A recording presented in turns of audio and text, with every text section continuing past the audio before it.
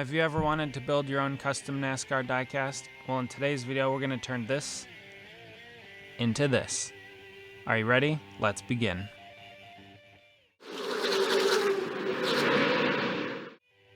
You guys may have noticed that my channel name is Diecast Driven, and I have been making custom cars since 2010, 2011. I started with 1/64s, and that has led us to 1/24 scale cars, and this video is applicable to both scales, and even if you're working on model cars, which are typically in 1/25 scale, that could be done as well.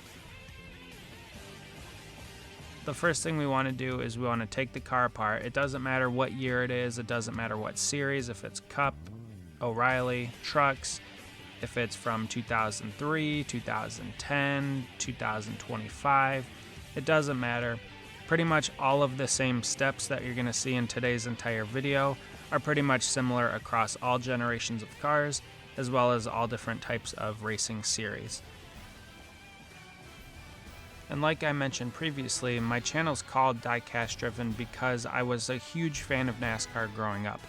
And the biggest problem that I had when I was collecting the 1/64s is they'd never sold all of the cars. Didn't matter what year, didn't matter what series, but never were all of the cars available. And one of the biggest things were the unsponsored cars, the back markers as they've been come to be known as. The diecast would never be produced without sponsors on them. That just didn't happen. The teams changed manufacturers a lot. They changed tons of different things about the cars, so there was never a real set paint scheme that the diecast companies could produce.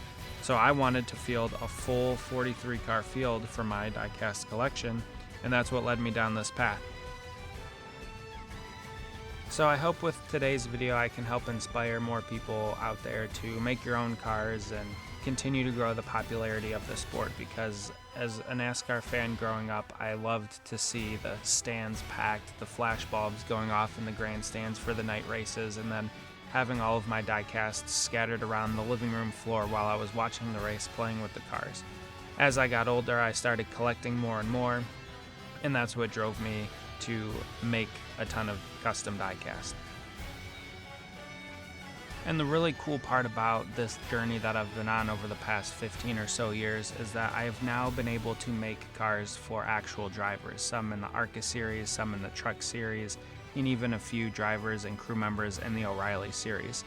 So you never know where the journey is going to take you, and it's just been a super fun one, and I want to share that with all of you guys because it is a really cool hobby, and it has led me to meet a lot of really neat people throughout the last decade and a half. And at the end of this video, you guys will get to see the reaction. And by the way, the reactions of all the people that always open my cars is the best. That's a huge part of the reason as to why I do this. But now with a lot of that background out of the way, I do want to talk about what we're doing here. So of course, one of the biggest and most important things that I want to tell you guys if and when you decide to take cars apart is just be patient with them.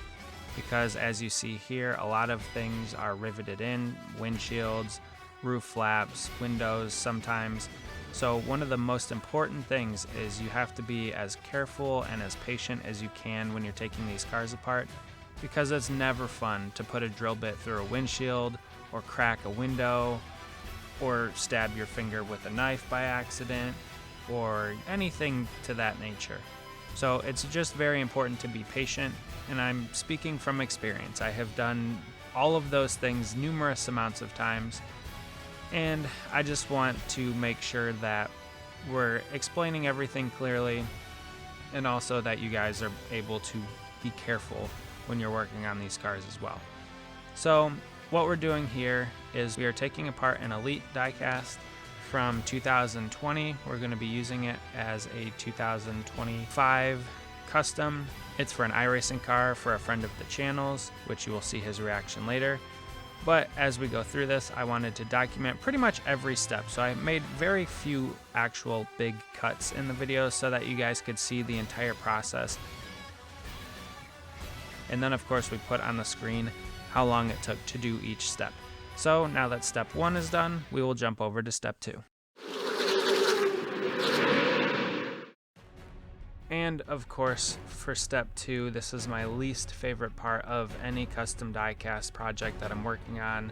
Of course, we are going to be removing the existing paint from the car. This is done with a sandblaster. We have this at our house, and honestly, it's not my favorite thing because of the loudness of the air compressor, the vacuum that's going on at the same time. Also, sometimes if water gets into the air compressor, then it will clump up the media in the nozzle of the gun, preventing it from spraying nicely. So it's not the best way. Honestly, there is really no good way, because if you're using like a paint strip or two, that's going to be pretty messy, and you're gonna want to be wearing gloves when you're doing it that way. So yeah, there's really no good way to take the diecast down to the bare metal. The benefits you get from doing so is that you are able to create, at least in the instance of sandblasting, a rough surface finish for the paint to adhere to the bare metal nicely. Gives you a good solid base coat when you do the primer, and then of course it cleans up the model as well. You guys can see here that it takes a decent amount of time, but in the end it will look good, and it will again create a nice surface finish for the primer coat to adhere to. One other thing I did want to mention is you never want to remove the paint like this from a plastic part. You only want to do this on metal because it will mess up the plastic. With that being said, we'll take one last look at the car here, and it's funny because this one I think was actually a chrome car.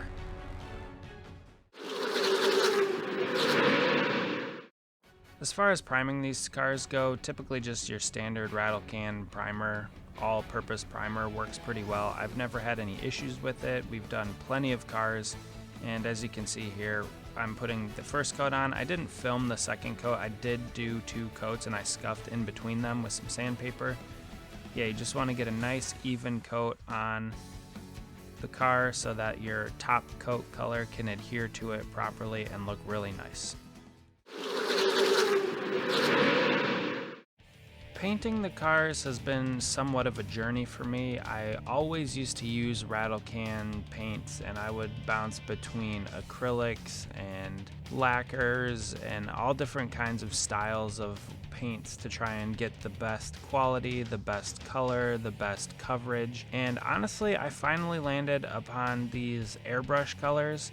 Now, the one that you're seeing here is a little bit too light, and so at the end of this step, we'll throw a picture up on the screen of the second blue that I put on. But I forgot to mention in the primer step that you're always going to want to put a lighter color if you're going to be painting lighter colors. So if you're painting like this car is a light blue, you're going to want to have a white primer underneath it. If you put a dark color underneath it, it's going to darken up the color. And honestly, in this case, it might have helped, because the blue that I chose initially was too light. So maybe if we had a black or a dark gray primer underneath, it might have darkened the blue up a little bit. But as you'll see here in a moment, we actually changed the blue that we used to be a darker blue, and that ultimately was best to match the car that we're actually going to be making. I think the best option for me going forward that I've learned is to use airbrush paints, because they're also much thinner, and they just seem to work out a lot better, in my opinion, than any rattle can paint that we've had up to this point.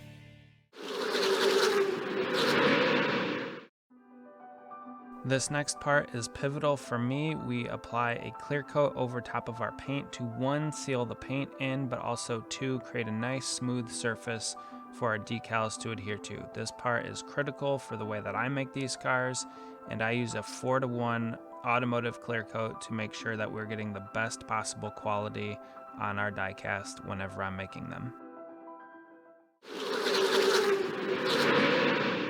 For step 6, I am absolutely not a graphic designer. Honestly, this is not my favorite. I've been learning a lot along the way, but if you have any bit of artistic skill, you could probably do this step pretty well. I use Affinity Designer 2. This was, I think it was a $35 purchase, download one time. But I think you can get templates from offline on YouTube and other websites for other diecast paint schemes and cars. But most of the time I get mine from teams or drivers or crew members so that I can accurately represent their cars with the decals provided from them. I just have the task of making them fit the diecast body with my so-called affinity designer skills. Now that most of the preparation work is out of the way, we're getting to the fun part of the project. So the decals that I ordered are from Fusion Scale Graphics. They're a custom, I guess they work on mostly model trains, but they also can do custom decals and some race car stuff through Printit, their sister site. But anyway, these are water slide decals, and as you'll see when we're putting them on the car, you just dip them in water, the backing comes away. They're very small, they're very thin, they work really well with these cars. But every time I work on a car, I want to cut them out ahead of time so that I can minimize the amount of time that I'm kind of going back and forth between the car. So as you can see here, we're laying everything out. You want to cut as close to the decals as possible because they do have a little clear film that goes around them, but you won't even be able to notice it on the car. This is an important step, I suppose, but I guess the main part I want to show you guys is just how much prep time it goes into making these cars.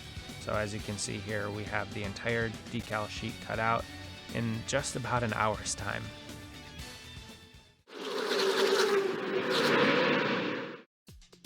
And now, all of you lovely people, we get to my favorite part of working on this car, this project, any custom diecast that I ever work on. It's adding the decals to the car.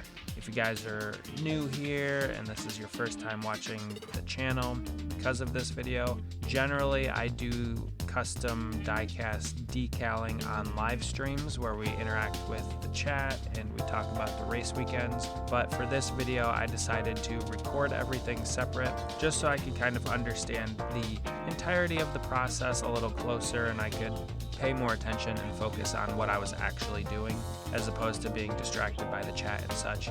One thing that I do want to note is that little jar you see there is a Solvaset. It's a decal setting solution that I apply a very thin layer underneath and then on top of the decals when I'm putting them on the car, especially over heavily contoured areas. So the rear fenders for this particular car, the nose of it, the hood, anywhere where the body lines are very curvy, not straight, so that the decal will have to bend around a corner, as you can see with some of the Pop-Tarts. This will help the decals settle and nestle into any cracks, any holes, any contours very nicely, and it's a very important thing that I only discovered a few years ago, actually. This is very fun. It's different for every single car. This is kind of why I like it, because taking every car apart, painting, stripping, clearing, that's all the same for every car that we pretty much work on. But the decals, when we apply them to the car, that's different. That's what keeps me interested. That's what I have the most fun doing. And my biggest thing that I want to tell you guys, if you're going to do this on your own, is just be patient with it. Take your time. Do not rush. If you mess something up, don't panic. You can rip a decal, you can pull it, stretch it. There's many things you could do out of hanger that I've definitely done in the past. So my biggest thing for you guys, if you're ever working on one of these yourself, is to just take your time and don't freak out if you mess something up, because you can always go back and fix it. But yes, as you can see, 3+ hours to do this car. It was well worth it, but it was a while.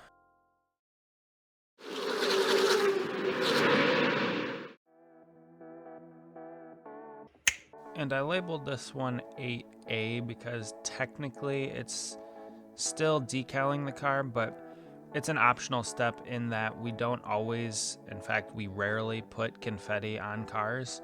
Most of the time it's just the base paint scheme, but in this particular instance, we were making this Pop-Tart raced version car for Michael Marutz.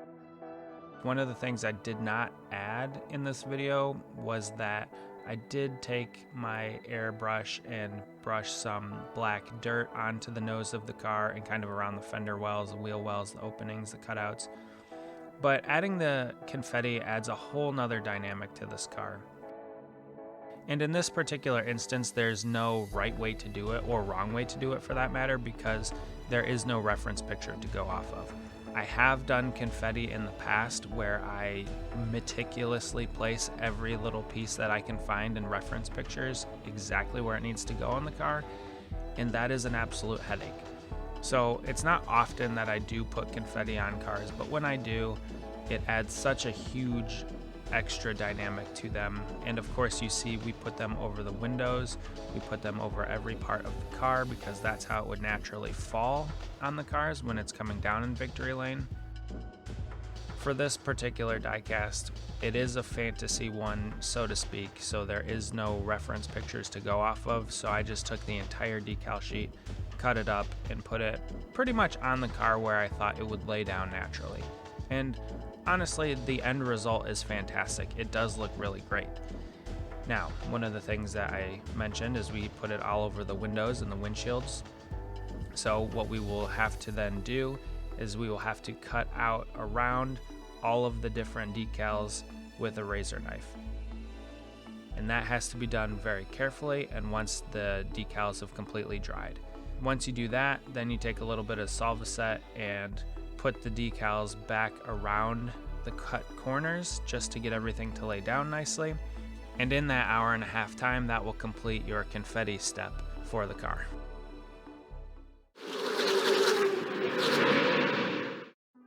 And for the second time on this diecast, we're going to be adding a clear coat. This goes over top of everything. So again, it's a 2-part 4-to-1 activator to clear automotive clear coat that will cover the car. I do 2 coats, especially on this one because it does have the confetti and sometimes you can still feel it underneath the car, but it turned out great and you'll see the finished product in a minute. Okay, I guess a minute is a figure of speech. It's gonna actually be a few minutes while we put this thing back together before we get to see it in its final form. But with that being said, the glue that we typically use is this Testor's pretty gnarly stuff. You have to be very careful with it, especially when you're gluing in the windows. It will mess up the clear coat. I've definitely gotten it on windows before I've gotten it on the body where the clear is. So this stuff is pretty nasty, but it works very, very well. So it will harden and seal in whatever you're trying to glue, and it will glue it together. But you have to be very careful with it that you don't add too much and it will run or get it on your fingers and then touch the car in different places. So I know it doesn't look like I'm being very careful, probably because I have the video sped up a lot, but just be warned that if you're going to use this, I guess, toxic version of the glue, you're going to want to be very, very, very careful with it. With that being said, we kind of are just doing the reverse of what we started with. Again, you want to be extra careful with these steps because now you have a finished product that you don't want to mess up. So if you accidentally, like I said, get glue on something or, I don't know, scratch the window or accidentally pull one of the decals off with a razor blade or something or anything, if you mess that up, it is a million times more of a headache now that we have a finished car after doing all of that work than if we were to mess up, you know, just the paint on the original diecast. I just wanted to thank you guys for all being here. I know this is a long time coming, this video, because I had wanted to kind of show you behind the scenes a full tour of what we do to these cars, and hopefully this will help inspire you guys to potentially make some of your own. Like I said earlier in the video, a lot of this is applicable to other series, other diecasts, as well as other scales. Don't be afraid to try this with 1/64s. That's where I would recommend you start. If you do like this video, we do a lot of these on the channel, so it would help me out greatly if you could hit the like button, maybe subscribe, or leave a comment down below. If you guys have any questions, feel free to leave them below. I will do my best to answer all of them. I kind of have a feeling that this video will get a lot of questions just because it is kind of in depth and it goes through a lot of the process. So I tried to do as best of a job as I could with showing everything and leaving as much as I could in the video, just basically speeding it all up so that you guys could see pretty much the entire process. So hopefully it has been very helpful for all of you guys. and hopefully that you've enjoyed it. And again, like I said, if you have questions, feel free to ask them. I will do my best to answer them. But as we wrap this car up, again, I just wanted to say thank you for stopping in and watching this video. I hope it's been insightful. I hope it's been helpful. And yeah, I couldn't be more pleased with the way that this car turned out. Putting in the roof flaps and getting those glued back in place was a little frustrating. It was a little bit difficult, but it ended up working out fine. They don't open 100% completely, and I believe that is due to the fact that I have multiple coats of clear on it, plus multiple layers of decals, so it kind of creates a thickness problem when the roof flaps are opening. Oh, and another thing I forgot to mention that I did off screen was I added tire decals to the tires of this car. I typically don't do that either, but since this was a raced version car, I felt compelled to do that, and it turned out great, obviously. It's all in the details. So this shark fin too was one of the worst things that I had to do to this car. It didn't really have any pins that went into the car, but I had to glue it on the top level, so I had to be very, very careful with that. Now that the car is finally done, we can move on to the last step of this custom process in 1 second.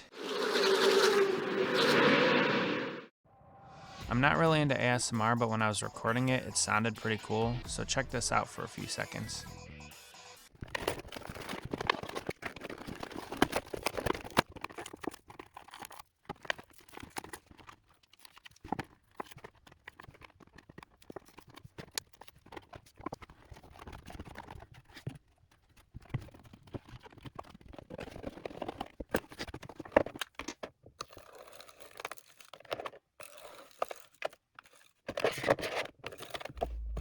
It's kind of neat, so hopefully you guys liked it. But anyway, custom boxes were never really a thing for me until recently.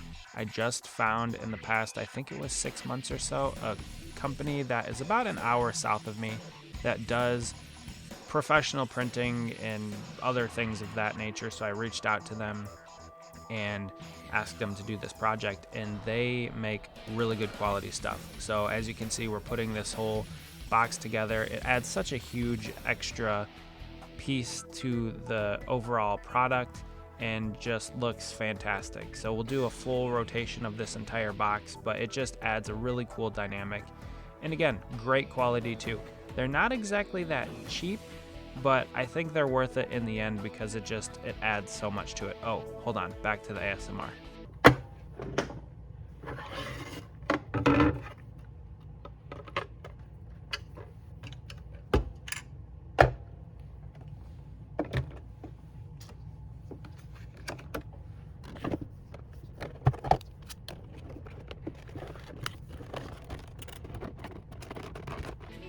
I don't know if you guys could notice, but I had a lot of fun making this video with all the audios and visuals and all that stuff. But honestly, you know what? What we're here for is the reaction, because this was a gift to Michael Marutz. His face is on it. Let's send it to him and see what he has to say. My friend Diecast Driven sent me this box. He asked me to specifically record my reaction to opening this box. Hope that nail clippers are enough. Man! 3, 2, 1. Oh my God. I wasn't expecting to see my face. Our 80, oh my God. The 80 Pop-Tarts machine from iRacing made the whole custom box and everything. And oh my God, that is unbelievable. That is my car. That is my iRacing mobile. Right there, my Pop-Tarts machine. The car is so detailed. Diecast Driven, this is easily one of my prized possessions now. No one is going to touch my Pop-Tart mobile. Thank you so much, Diecast Driven. I don't know what else I could say. I'm speechless. I cannot believe that I'm holding this right now. This is beautiful. I love it. I absolutely love it.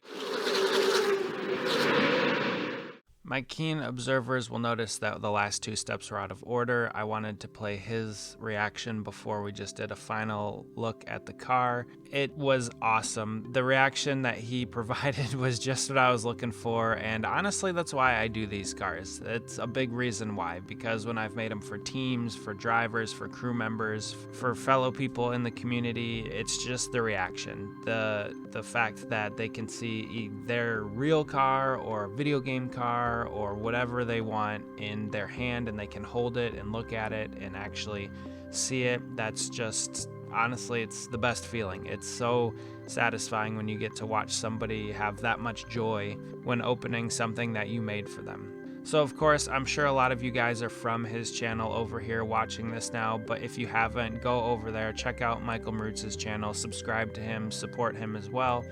Thank you guys very much. If you've stuck around to the end of this video, I greatly appreciate it. And that's how it's done. How to make a custom diecast. I hope you guys enjoyed this video. We'll talk to you later. This has been Diecast Driven. Keep on collecting. Bye everyone.